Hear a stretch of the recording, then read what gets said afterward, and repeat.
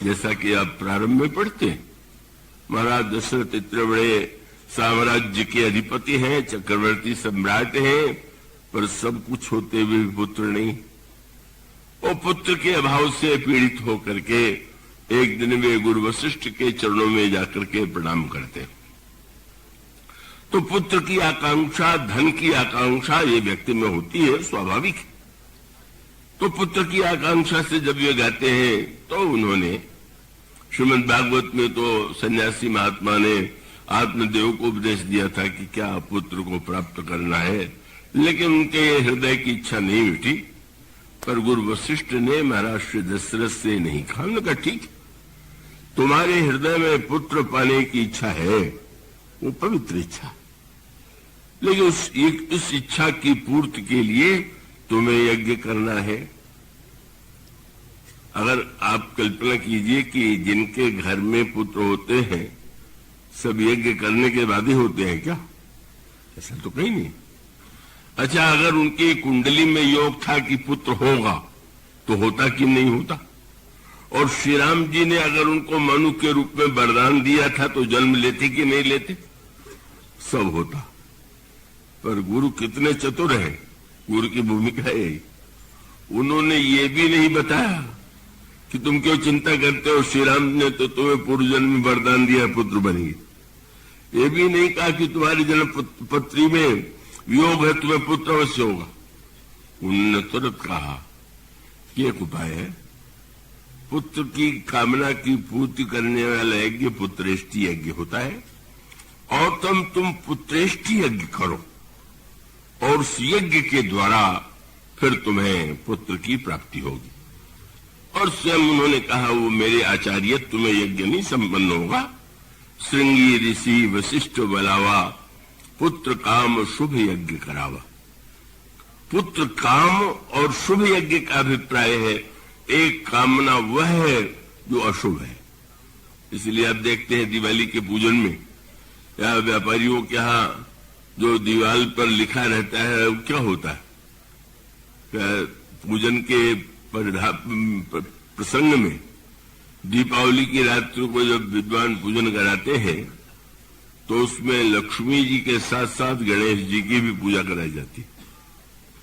लक्ष्मी जी और गणेश जी का तो कोई उस प्रकार का संबंध नहीं, पर मानो लक्ष्मी अगर संपत्ति की देवी है तो गणेश जी विवेक के देवता हैं, इसलिए मानो संपत्ति पाके भी विवेक बना रहे, यही मनुष्य के जीवन के लिए आवश्यक है।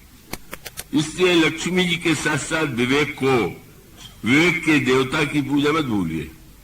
वैसे तो मैंने वो दृश्य देखा, पता नहीं यहां भी शायद वही होता हो, मैंने देखा बम्बई में आचार्य ने पूजन के प्रारंभ में जैसे आह्वान किया जाता है, देवी देवताओं का आह्वान किया, और अंत में जब पूजा समाप्त होती है तो समाप्ति के बाद फिर विसर्जन कर देते हैं कि आप लोग पधारिए, और फिर जब हम बुलावे तब आइए। लेकिन वो बड़ा अनोखा वाक्य मैंने सुना कि आचार्य जी ने कहा, जितने देवता आए हैं बस लक्ष्मी जी को छोड़ के सब चले जाए। बड़ी विचित्र बात थी। मैंने चिंता यह थी कि कहीं ये कह दे कि लक्ष्मी जी चली जाए तो सचमुच में चली जाए। ये ऐसा मनुष्य डरता है, उसका परिचय वो उसने, ये पंडित जी ने नहीं कहा कि लक्ष्मी जी और गणेश जी न जाए, गणेश जी भी चले जाए तो कोई हानि नहीं, विवेक चला जाए तो कोई हानि नहीं, पर संपत्ति अवश्य बनी रहे। पर लक्ष्मी और गणेश और उसके साथ साथ दीवार पर लिखा रहता है शुभ लाभ। ये शुभ लाभ का क्या अर्थ हुआ? बोले लाभ तो अशुभ भी होता है, अशुभ लाभ नहीं, शुभ लाभ। माने आपका जो लाभ है अगर अशुभ कार्यों के द्वारा अशुभ मार्ग से है तो कल्याणकारी नहीं होगा। मानो इसका अभिप्राय यह है कि आप जिन वस्तुओं को पाते हैं उसका क्या उपयोग करते हैं, क्या उसका आपके जीवन में उसका स्थान है। और इसलिए मानो यज्ञ भावना का विस्तार करने के लिए जानबूझ करके गुरु वशिष्ठ ने यही कहा, यज्ञ के द्वारा पुत्र मिलेगा। मानो उनके हृदय में यज्ञ की प्रति महिमा संस्कार जागृत और हुआ। और वहां पर भी विस्तार से क्रम यही है। जब अग्नि में आहुति दी गई तो अग्निदेव प्रकट हो गए। उन्होंने खीर का पात्र दे दिया दशरथ जी के हाथ में और देने के साथ यह भी एक वाक्य जोड़ दिया, ये अकेले किसी एक रानी को नहीं देना है, यह विबाट देहु नृप जाई। जो आपने पाया है उसको बांटना ही यज्ञ, यज्ञ का फल है। आपने यज्ञ का फल पाया, खीर मिली और रानियों को बांट दे। यज्ञ भावना में वहीं से प्रारंभ होता है और उसके पश्चात सचमुच 4 पुत्र प्राप्त हुए। मानो आनंद की बाढ़ आ गई। एक पुत्र की कामना की थी, 4 पुत्र प्राप्त हो गए और श्री राम की बाल लीलाओं को देख करके महाराज दशरथ कौशल्या अयोध्यावासी बड़े आनंद में निमग्न हो रहे। अब मानो अब स्वार्थ जो है परहित की दिशा में कब आवेगा, कैसे बढ़ेगा। इसलिए आप देखेंगे जो 3 इच्छाएं होती हैं, सुत वित्त लोक ईश्वरा 3, पुत्रैषणा, वित्तैषणा और लोकैषणा। ये तीनों मनुष्य में स्वभाव से होती है। पुत्र पाने की इच्छा, धन पाने की इच्छा और यश पाने की इच्छा। तो पुत्र की इच्छा से और धन की इच्छा से भी श्रेष्ठ इच्छा है यश पाने की इच्छा, क्योंकि पुत्र और धन में तो व्यक्ति ने अपने को जोड़ लिया। पर अगर यश पाना चाहेगा तो यश पाने के लिए तो दूसरों का उपकार करना होगा, दूसरों की सेवा करनी होगी, दूसरों के लिए अच्छा काम करना होगा। इसलिए इन तीनों आकांक्षाओं में मानो जो लोकैषणा है अति अगर उसका न हो जाए तो आवश्यक है और वो कल्याणकारी। इसीलिए आप सूत्र पाते हैं जब यहां इतना आनंद अयोध्या में है, उसी समय दूसरे स्थान पर महर्षि विश्वामित्र के यज्ञ को ताड़का, मारीच और सुबाहु उनको नष्ट कर देते हैं और यज्ञ के उस विनाश से बड़े व्याकुल है मुनि। मुनि भी यज्ञ करते हैं। विश्वामित्र महामुनि ज्ञानी बसहि विपिन स्व आश्रम जानी, तह जप जोग यज्ञ मुनि करे। दशरथ जी ने पुत्र के लिए यज्ञ किया था, पर विश्वामित्र के जीवन में जो यज्ञ है वो पुत्र पाने के लिए नहीं है, वो मानो भगवान की भक्ति की भावना को वृद्धिंगत करने के लिए पद राग जाग चाहो कौशुक जो क्यों है, ऐसे गोस्वामी जी ने वाक्य विनय पत्रिका में लिखा। और तब उस यज्ञ की रक्षा के संकल्प के लिए, पूर्ति के लिए विश्वामित्र आते हैं महाराज दशरथ के पास। और वहां दशरथ जी के पास जब महाराज दशरथ ने देखा इतने महान महात्मा आ गए तो बड़े उत्साह से उन्होंने यही कहा कि आप कैसे पधारे और मांगो भूमि, आप जो भी मांगेंगे बस कहो सो करतन लाओ बारा। आप कहिए, मैं देने में देर नहीं करूंगा। विश्वामित्र मनी मन हंसे। अभी जब मेरी मांग सुनोगे तब पता चलेगा कि कहां तक ये उत्साह रह पाता है। और तब उन्होंने कहा, असुर समूह सतामहि मोही, मैं जाचन आयो नृपतो ही। असुर मुझे कष्ट दे रहे हैं और मैं तुमसे याचना करने के लिए आया हूं। सोचते थे सेना मांगेंगे या मुझसे कहेंगे सेना लेकर के चलो, पर उन्होंने ये भी बता दिया सेना भी नहीं चाहिए, सैनिक भी नहीं चाहिए, तुम्हारे जाने की आवश्यकता भी नहीं। उन्होंने कहा, अनुज समेत देहु रघुनाथ, निश्चर वध में होम सनाथ, अपने दोनों पुत्रों को तुम मुझे दे दो। अब वो तो कान में गया और सारा उत्साह समाप्त, मुंह पीला पड़ गया, बिल्कुल व्याकुल हो गए। और तब वाक्य उन्होंने कहा, राजन तुमने पुत्र भी पा लिया, संपत्ति तो तुम्हारे जीवन में ही है, पर अब तुम्हें अवसर मिला है यश पाने का। और इसलिए उन्होंने यही कहा, देव भूप मन हर्षित तजहु मोह अज्ञान, दो और देना है तो फिर प्रसन्न मन से दो। कितनी बढ़िया बात है।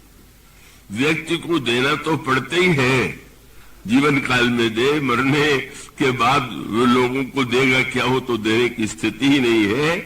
लेकिन उन्होंने कहा देना ही है तो प्रसन्न मन से दो, और कह दिया उससे तुम्हें क्या मिलेगा, मैं मांग करके ले रहा हूं तो तुम्हें भी मिलेगा क्या। बोले देव भूप मन हर्षित तजहु मोह अज्ञान धर्म सुयस, तुमको यश मिलेगा, तुम यश के लिए दो तो पुत्रों को।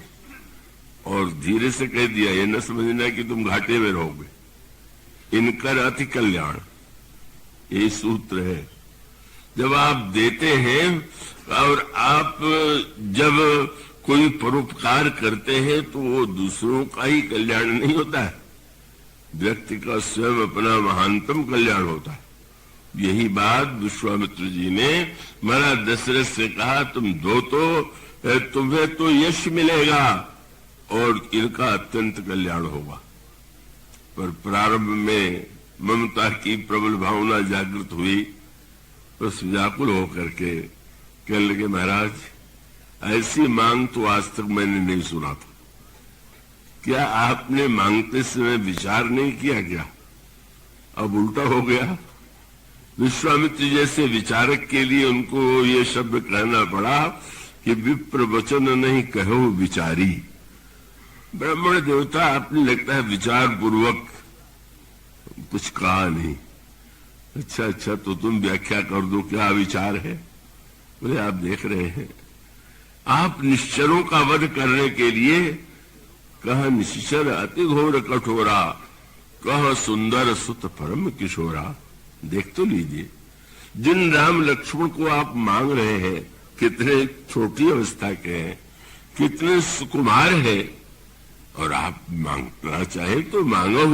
भूमि धेनु धन कोसा, सर्वस आज देव सहरोसा, देव प्राण ते प्रिय कुछ नाही, सो मुनि देव निमित्त कुमाही। आप जो संपत्ति महाराज जो कहिए मैं अपना शरीर दे दूं, पर राम देत नहीं बने गोसाई, राम तो नहीं दे पाऊंगा, राम नहीं दे पाऊंगा, ये शब्द कह बैठे। और तब गुरु वशिष्ठ ने सहायता की। तब वशिष्ठ बहुविधि समझावा और नृप संदेह नाश कर पावा। दो तरह से उन्होंने समझाया। एक तो उन्होंने ये कहा कि राजन तुम्हें याद होगा तुम्हें पुत्र नहीं थे, तुम मेरे पास आए थे, पुत्र तुम्हें कैसे मिले, आपने आज्ञा दिया और आचार्य तुम्हें सिंह के यज्ञ हुआ और पुत्र मिले।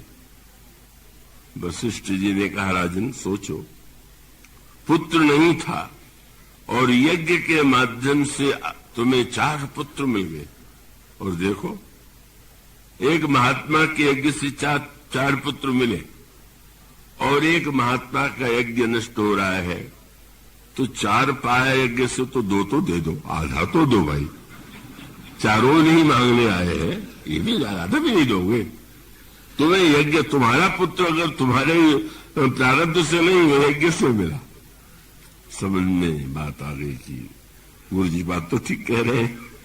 और उसके साथ साथ एक शब्द कहा, राजन तुम आधी बात को तुमने याद रखा और आधी को भुला दिया। क्या मैंने क्या कहा था, आपने कहा था कि 4 पुत्र होंगे, और भी आगे कुछ कहा था। तो उस समय गुरु वशिष्ठ ने कह दिया था कि धरहु धीर होई सुतचारी, पर वो पुत्र कैसे होंगे, बोले त्रिभुवन विदित और भगत भयहारी, संसार में प्रसिद्ध होंगे और भक्तों का भय दूर करेंगे। बोले आधा तो पूरा हो गया, अब तुम अयोध्या में बंद रखोगे तो त्रिभुवन विदित हो जाएंगे, बस यही तुम्हारे महल में रहे, किया करते रहे त्रिभुवन भी। और भगत भय हारी अगर है तो सुन तो रहे हो, मुनि के जीवन में भय है तो उसको पूर्ण करने का अवसर तो यही है, जो फल मैंने बताया था अब उसका तुम पालन तो करो। और साथ साथ वही जो बात अभी मैंने आपसे कही कि व्यक्ति के समझ में अगर ये बात आ जाए कि परहित माने हानि नहीं है, उसी में व्यक्ति का स्वार्थ भी सबसे अधिक है।